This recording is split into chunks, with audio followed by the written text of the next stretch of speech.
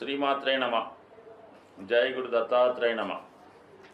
ఈ వీడియోలో మనం ధనుస్సు రాశి వారికి యోగించే దశలు ఏంటో పరిశీలిద్దాం. దానికి ఎటువంటి పరిహారాలు చేసుకోవాలో కూడా తెలుసుకుందాం. ధనుస్సు రాశి అంటేనే సహజ భాగ్యరాశి, గురువు దానికి అధిపతి అవ్వడం జరుగుతూ ఉంది. అయితే ఈ రాశి వారికి గురు మహాదశే జీవితంలో నిలబెట్టడం జరుగుతూ ఉంటుందన్నమాట. అంతకుముందు జరిగినటువంటి రాహు మహాదశ 16 సంవత్సరాలు 18 సంవత్సరాలు చాలా స్ట్రగుల్ పెడుతుంది. అంటే అనేక రకాల మలుపులు తిరిగి గురు స్టార్ట్ అవుతుంది. కాబట్టి మరి ఈ ధనుసు రాశి వారు గురు మహాదశలో చాలా వరకు యోగిస్తుంది. అంటే వాళ్ళ ఏజ్ని బట్టి గురు మహాదశే వివాహాన్ని ఇస్తుంది, సొంత గృహాన్ని ఇస్తుంది, సంపూర్ణమైనటువంటి విద్యనిస్తుంది, అలాగే ఉద్యోగాన్ని కూడా ఇవ్వడం జరుగుతూ ఉంటుంది. సో దేనికన్నా లగ్నాధిపతి బలంగా ఉంటూ ఆ లగ్నాధిపతి దశ వచ్చినప్పుడు జాతకుడికి ఈ సౌకర్యాలన్నీ రావడం జరుగుతూ ఉంటుంది. అంటే అతను జాతక పీఠిక మీద ఏదైతే ఇవ్వడం జరిగిందో ఇవన్నీ కూడా గురు మహాదశలో జాతకుడు పొందడం జరుగుతుంది. అందువలన ఏంటంటే ఈ రాశి వారికి ఇది నెంబర్ 1గా ఉంటుంది. దాని తర్వాత ఏంటంటే కుజుడు. అంటే కుజుడు పూర్వపుణ్య స్థానాధిపతిగా పంచమాధిపతిగా ఉన్నప్పటికీ కూడా వ్యయాధిపత్యం ఉండడం వల్ల ఏమవుతుందంటే కుజుడు తన యొక్క దశలో ఇచ్చినట్టే ఇచ్చి మళ్ళీ తీసుకోవడం జరుగుతూ ఉంటుంది. ఇక తన యొక్క సరదాల కోసమో ఎంటర్టైన్మెంట్ కోసమో పిల్లల్ని చదివించడానికో ఏదో విధంగా తన యొక్క ఆనందం కొరకు ధనాన్ని ఖర్చు పెట్టి దానివల్ల వ్యయభావం కూడా ఉండడం వల్ల అది వృధాగా పోవడం జరుగుతూ ఉంటుంది అన్నమాట. అంటే కొన్ని తప్పనిసరి ఖర్చులు ఉన్నప్పుడు కూడా మొత్తం మీద ఈ కుజుడు మాత్రం జాతకుడిని కొద్దిగా పైకి తీసుకెళ్ళినట్టే తీసుకెళ్ళి మళ్ళీ స్ట్రగుల్ పెట్టడం జరుగుతూ ఉంటుంది. అంటే ఏదన్నా మనకి ఒక దశ యోగించాలంటే ఆ దశ నాదుడికి ఏ విధంగా కూడా 12వ భావంతో కానీ 8వ భావంతో కానీ సంబంధం ఉండకూడదు. అంటే కొన్ని సందర్భాల్లో ఆరో భావం అటు ఇటుగా ఉన్నప్పటికి కూడా ఇది 12వ భావం అనేది కంపల్సరిగా వ్యయాన్ని, నష్టాన్ని, ఖర్చుల్ని ఇవ్వడం జరుగుతూ ఉంటుంది. ఇతరుల మీద ఆధారపడడం ఇవన్నీ అంటే జీవితంలో వ్యయభావం కొంతమందికి బాగా ఉపయోగపడుతుంటుంది. అది ఇక్కడ మాత్రం ఇబ్బంది పడే అవకాశం ఉంది. కాబట్టి కుజుడు ఈ విధంగా మిక్స్డ్గానే ఉపయోగపడతాడు ఈ రాశి వారికి. ఇక చంద్రుడు, సహజంగా చంద్రుడు అష్టమాధిపతి అవుతుంటాడు ఈ ధనుసు లగ్నం వారికి. అయితే పరాశరుల వారు తన యొక్క గ్రంథంలో ఈ అష్టమాధిపత్యం సూర్యుడికి చంద్రుడికి పెద్దగా ఇబ్బంది పెట్టవని మా గురుగారి దగ్గర నేర్చుకోవడం జరిగింది. అందరూ కూడా అదే చెప్తుంటారు.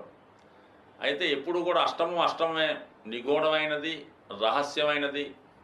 మరి అష్టమాధిపతి యొక్క దశలో ఈ చంద్రుడి యొక్క స్థితిని బట్టి జాతకుడి జీవితంలో చాలా మార్పులు రావడం జరుగుతూ ఉంటుంది. అది అప్పుడు దాకా ఉన్నటువంటి స్థితి కంప్లీట్గా మార్చి వేరే యాంగిల్లో తీసుకెళ్ళడం జరుగుతూ ఉంటుంది. సడన్గా కొన్ని స్ట్రగుల్ కూడా అంటే కొంతమందికి కొన్ని నష్టాలు రావడం జరుగుతుంది, కొన్ని అవమానాలు జరుగుతూ ఉంటాయి, కొంత ఉన్నతి సడన్గా అభివృద్ధి రావచ్చు, ఇబ్బంది రావచ్చు. ఈ విధంగా చంద్రుడు ఉండే స్థితి బట్టి కానీ మొత్తం మీద జీవితంలో మాత్రం మార్పు రావడం జరుగుతుంది. కానీ పెద్దగా అదృష్టాన్ని, సంతోషాన్ని ఇచ్చే అవకాశం ఉండదు. బట్ కొంతమందికి వారి యొక్క పూర్వజన్మ పుణ్యాన్ని బట్టి అనూహ్యంగా మంచి ఫేమ్లో కూడా రావచ్చు. కానీ అష్టమాధిపతి తన దశలో ఎంత ఉన్నత స్థాయికి తీసుకెళ్ళినా కూడా మళ్ళా అంతే స్థాయిలో జాతకుడికి ఇబ్బంది పడడం జరుగుతూ ఉంటుంది. సో ఇక్కడ అష్టమాధిపతి దశలోనే మరి ఒక ఆయన ప్రధానమంత్రి కూడా అవడం జరిగింది. దాని తర్వాత ఇబ్బందులు కూడా ఎదుర్కోవడం జరిగింది. అంటే ఈ విధంగా అష్టమాధిపతి ఇచ్చి ముందు అదృష్టాన్ని ఇచ్చి ఇబ్బంది పెడతాడు, లేదంటే ఇబ్బంది పెట్టి తర్వాత మళ్ళీ సుఖాన్ని ఇస్తూ ఉంటాడు. మొత్తం మీద మిక్స్డ్ ఫలితాలు మాత్రమే ఈ ధనుసు రాశి వారికి చంద్రుడి యొక్క మహాదశలో జరుగుతుంది. అంతర్దశలో వచ్చినప్పుడు కూడా ఏదో ఒక మార్పు తీసుకొస్తూ ఉంటాడు. అందుకనే ధనుసు లగ్నం వారికి జీవితం ఎప్పుడు స్థిరంగా వెళ్ళినట్టు కనబడదు. ఏదో ఒక చికాకు, ఏదో ఒక ఆటుపోటు జీవితంలో కనపడడం జరుగుతూ ఉంటుందన్నమాట. సో దాని తర్వాత రవి మహాదశ, ఇది భాగ్యాధిపతిగా మరి 9వ అధిపతి అవుతుంటాడు. ఒక విధంగా ఆత్మకారకుడు. సహజంగా రవి రాజు, అంటే మనకి నవగ్రహాల్లో రాజు అవ్వటం వల్ల రాజు యొక్క దశలో అంటే ఎమర్జెన్సీ పరిపాలన ఉండే అవకాశం ఉంది. అప్పటిదాకా జాతకుడు సత్కర్మలు చేస్తూ నిజాయితీగా ఉంటూ ప్రభుత్వం యొక్క రూల్స్కి కరెక్ట్గా ఫాలో అవుతూ ఉంటే మరి రవి మహాదశలో జాతకుడికి ప్రమోషన్ కానీ ఉద్యోగం కానీ రావడం జరుగుతూ ఉంటుంది.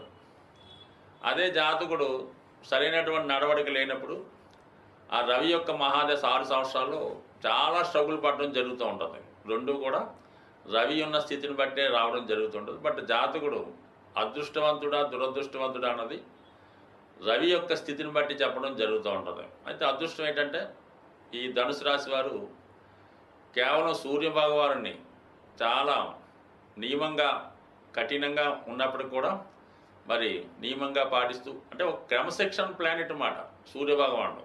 అందుకనే సూర్య నమస్కారం కానీ సూర్యుడికి అర్ఘ్యం అది ఇచ్చినప్పుడు ఉదయం సాయంకాలం కొన్ని టైమింగ్స్ ఆ టైంలో ఖచ్చితంగా చేయవలసి ఉంటుంది.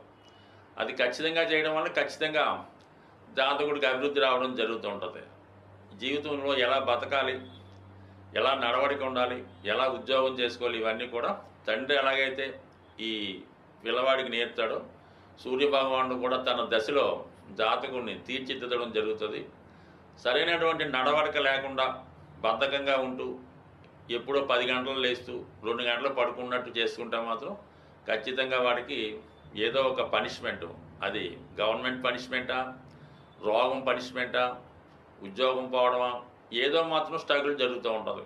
కొంతమందికి దగ్గర బంధువులు కూడా దూరం అవడం కూడా జరుగుతూ ఉంటుంది. అది ఏదన్నా మొత్తం మీద చాలా జాగ్రత్తగా ఉండవలసినటువంటి పీరియడ్ రవి మహాదశ, రవి అంతర్దశ, అలాగే చంద్ర మహాదశ, చంద్రుడి అంతర్దశ.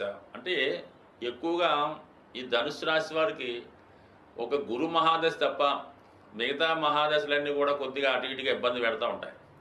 ఇక శని మహాదశ అనుకుందాం, ధన తృతీయాధిపతిగా మరి పుట్టడమే శని మహాదశలో పుడితే చాలా లేని కుటుంబంలో జన్మించడం జరుగుతుంది. అంటే లేని కుటుంబం అంటే కదా, అప్పుడు దాకా బ్రహ్మాండం ఉంటారు, ఈ పిల్లవాడు పుట్టే టైం మొత్తం ఆస్తి అంతా అయిపోయి ఉంటుంది అనమాట.